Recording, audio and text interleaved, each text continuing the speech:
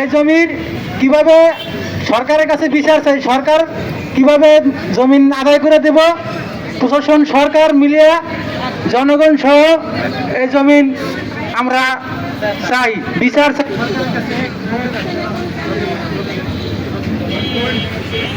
আপনাদের এলাকা কোনটা?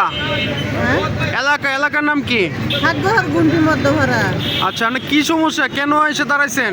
আমাদের জমি অবৈধভাবে দখল করে আসছে। আপনার কতটুকু জমি নিছে? অনেকটা জমি,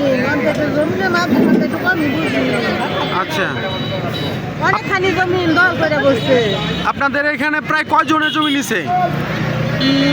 27 জনের জমি নিছে। এই যে মাদ্রাসা কয়টা করছো এখানে? একটা মাদ্রাসা অনেক বিশাল বড় করে করছে। আচ্ছা, এগুলো টাকা পয়সা দেয় নাই? না, এখন টাকার মাল খাইতেছে। এখানে আমরা সমবেত হয়েছি সরকারের দূষণ নূর আহমেদ আপনাদের কি বাড়ি ঘরে হামলা টামলা করছিল?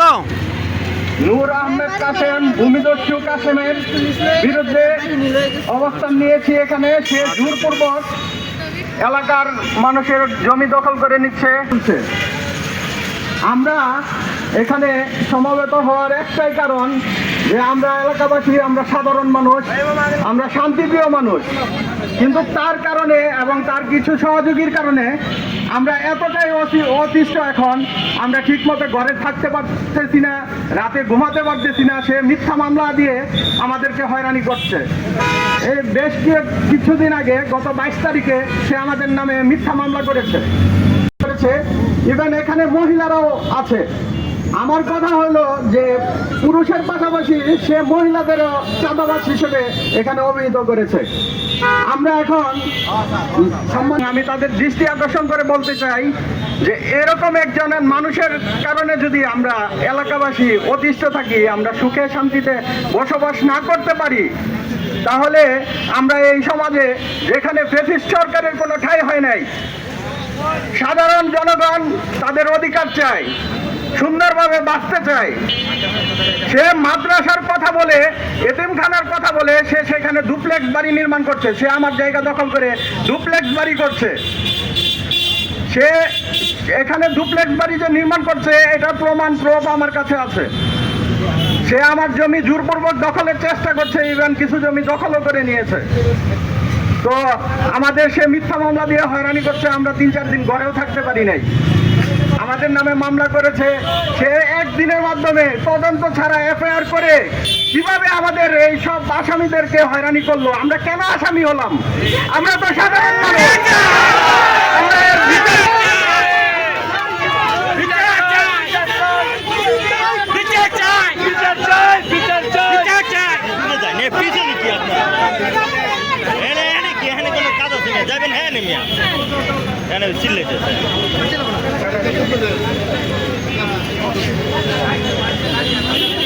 আমাদের 16 জনের নামে মামলা করেছে, সেখানে নিয়ে এবং আমাদের এলাকাবাসীকে কেন এভাবে হয়রানি করবে? আমি প্রশাসনের দৃষ্টি আকর্ষণ করে বলতে চাই, তার মতো একজন ভূমিদস্যু কেন আমাদের এভাবে হয়রানি করে? মাননীয় প্রশাসনের কাছে আমার একটা এখন আবেদন, ভূমিদস্যু কাসেমের বিচার চাই। আমাদের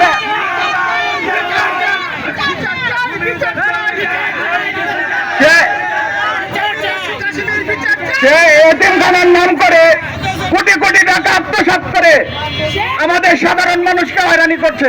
সে একজনের যেখানে যার জমিনে ভেজাল আছে সেখানে যে 1% 2% জমি কিনে বাকি জমি জোরপূর্বক দখল করছে কেন? আমার যেখানে জমি ছিল, আমার দখলে জমি ছিল, আমার বাবার জমি, আমার কেনার জমি, সেখানে সে ওয়ারিশগণের কাছ থেকে অল্প কিছু জমি কিনে এখন 76% জমি দখল করে নিছে এবং আমাদের নামে মিথ্যা মামলা দিচ্ছে। মামলা প্রত্যাহার চাই। আমরা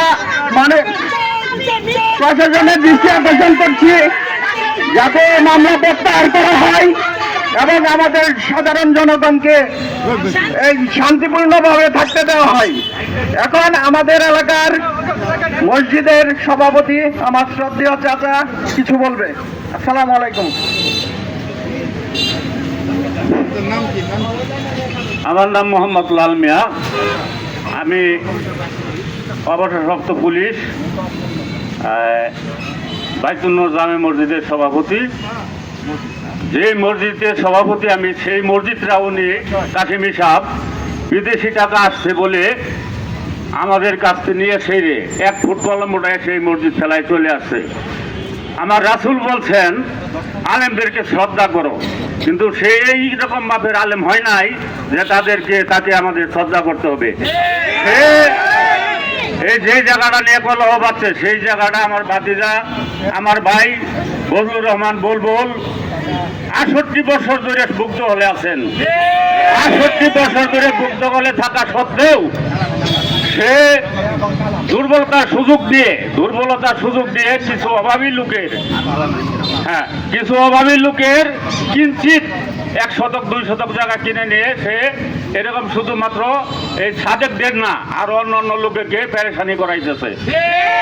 আমরা তার কাছে জিম্মি হয়েছি আমাদের এলাকার কালাম, সুৎকুর কালাম, ভূমিদস্যু কালাম, তার যন্ত্রণায় আমরা সকলে এলাকাবাসী অতিষ্ঠ।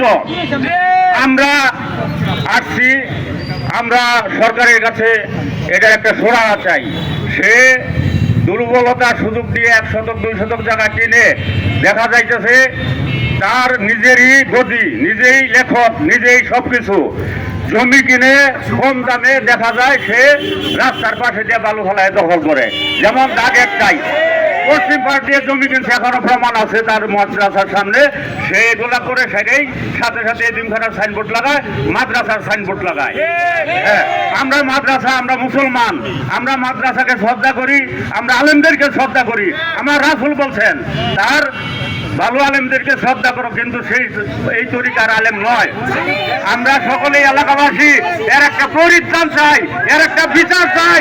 এই সরকারের কাছে বিচার চাই। আসসালামু আলাইকুম এলাকাবাসী ভাইরা, আমি এই পর্যন্তই কথা বলে শেষ করলাম। আসসালামু আলাইকুম।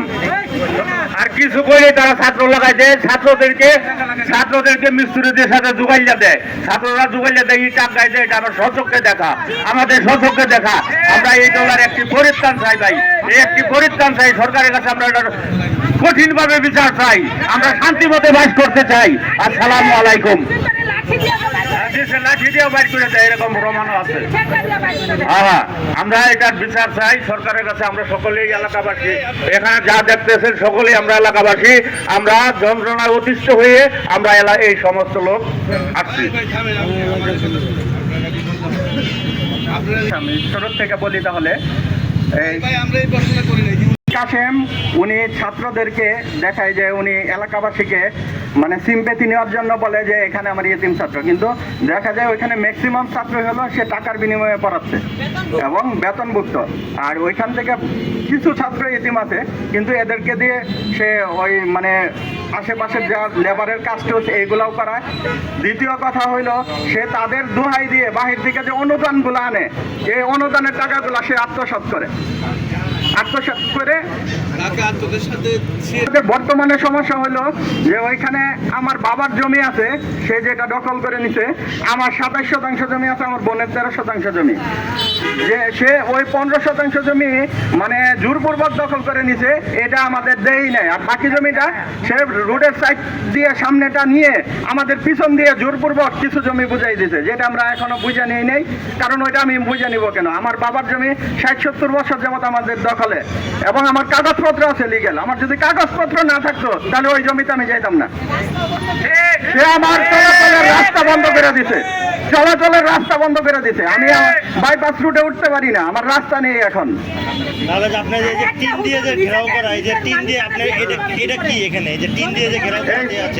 এই জায়গাটাই জোরপূর্বক মানে টিন দিয়ে এখন বেড়া দিয়ে রাখছে। জি, এটা আমার জায়গা। আপনার কিভাবে হলো জায়গাটা? এই জায়গাটা আমি 27% জমি কিনেছি, আর আমার আব্বা 1982 সালে আমার দাদার কাছ থেকে বাকি জমিটুক কিনেছে, 30% জমি কিনেছে। আমার বোনে 2010 সালে 13% জমি কিনেছে। আমাদের ওইখানে কোনো লিখিত বন্টননামা নেই, যার এরিয়া অনুযায়ী বাড়ি সোজা আমরা জমি দখল করে খাইতাম। ঠিক আছে, ইজমালি ছিল। সেই ইজমালি জমি কিনছে উত্তর সাইডে, আইসা দখল করছে দক্ষিণ সাইডে রাস্তার কিনারে, যেটা আমাদের 60-70 বছর যাবত দখলে আছে এবং আমাদের ওইখানে দলিলপত্রও আছে। তাহলে যে আপনার যে পানি এবং এই যে টিন দেখা যাচ্ছে, জি। এটা কি বিষয়? এটা কি? এই তিনের সামনের জমিটুক আমার, পিছনের জমিটুক সে জোরপূর্বক আমাকে বুঝাই দিতে যাচ্ছে। আর যেখানে আমার 15% জমিই নেই, এটা বেহদিস, মানে উনি ভুয়া দলিল দেখে আমার জমি নিয়ে নিতে যাচ্ছে। আপনাদের যে মামলা যে হয়েছে, আপনাদের নামে যে মামলা করেছে, সে নিয়ে নিছে, আমাদের কারণে নাই। আপনাদের নামে যে মামলা করেছে, কাশিম সাহেব যে বলতেছেন মামলা করেছে, জি। কি বিষয় নিয়ে মামলাটা করলো? জমি তো আপনার। জি, আমার জমি সে জোরপূর্বক ওইখানে বাউন্ডারি ওয়াল করতে আসছে। আমার এলাকাবাসী আমার সাথে গিয়ে বাধা দিয়েছে। প্রথম যখন সে ওয়াল করে, আমি ঢাকায় ছিলাম, আমি ডেঙ্গু জ্বরে আক্রান্ত ছিলাম। আমি তাকে বললাম যে আমি আসি, জমিটা মাপজোক করেন, আপনার জমি আপনি বুঝে নেন, যেহেতু ধর্মীয় প্রতিষ্ঠান আমি সর্বোচ্চ স্যাক্রিফাইস করবো আপনাকে। কিন্তু সে বলে না, সে 300-400 লোক নিয়ে 26 তারিখ, অক্টোবরের 26 তারিখ সেই জমিটা দখল করে নেয়। তারপর সে এই জমিটা যখন দখল করে বাউন্ডারি করতে চায়, তখন আমি আমার লোকজন নিয়ে যাই, এলাকাবাসী আমার সাথে যায়, যে কি ব্যাপার আপনি আমার জমিতে নামছেন কেন? এর প্রেক্ষিতে সে আমাদের নামে চাঁদাবাজি মামলা করে মিথ্যা মামলা। আমরা এবং এটা সম্পূর্ণ মিথ্যা এবং বানোয়াট। আপনারা এলাকায় আমাদের সম্পর্কে তথ্য নেন, জানেন আমরা কেমন লোক, এবং এলাকাবাসী আমার সাথে আছে এখানে। এ প্রত্যেকটা লোকই আমার এলাকার, আমার পাশের বাড়ির কেউ, তার পাশের বাড়ির কেউ, ঠিক আছে। ভুক্তভোগী কি শুধু এখন আপনি না, প্রতিদিন 50 থেকে 60 জন পুলিশ যে রাতে হয়রানি করতো, 2-3 বার করে, প্রতি রাতে 2-3 বার করে পুলিশ যাইতো। আপনাদের টিনের এটা কি সমাধান শুধু আপনার একক, না আপনারা যারা না, এখানে ভুক্তভোগী অনেক লোক আছে, অনেক আছে, আমিও একজন ভুক্তভোগী। আমার বোনও একজন ভুক্তভোগী। দখল করছে। বলেন, আপনি এসে আসেন।